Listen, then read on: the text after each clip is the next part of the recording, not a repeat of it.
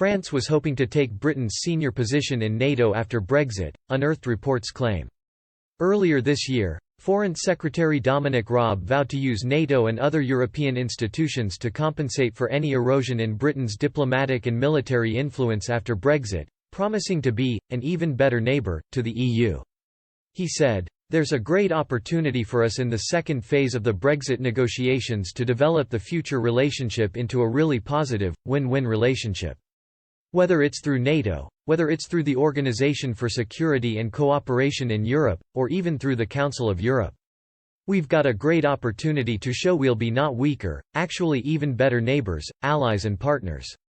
Mr. Raab's comments underlined Britain's eagerness to construct a new role for itself outside the EU, particularly now that it faces an unpredictable US administration, increased hostilities with Russia and China, and heightened tensions in the Middle East.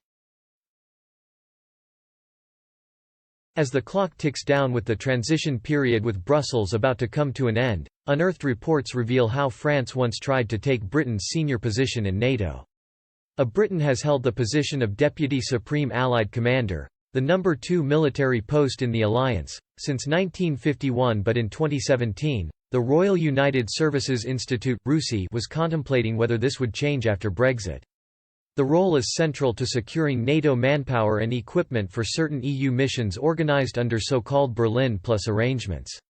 RUSI Deputy Director General Professor Malcolm Chalmers wrote in a briefing on the UK's post-Brexit foreign and security policy, "There is already some discussion of the possibility that the assignment of the position might have to be transferred to a NATO member that is a member of the EU."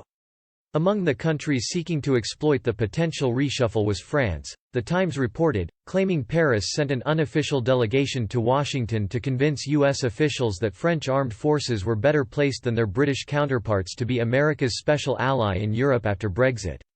A source told the publication, "The French team were at pains to point out how useful the French military could be as an ally and their track record in getting things done in trouble spots where the U.S. was not as strong as it wished to be.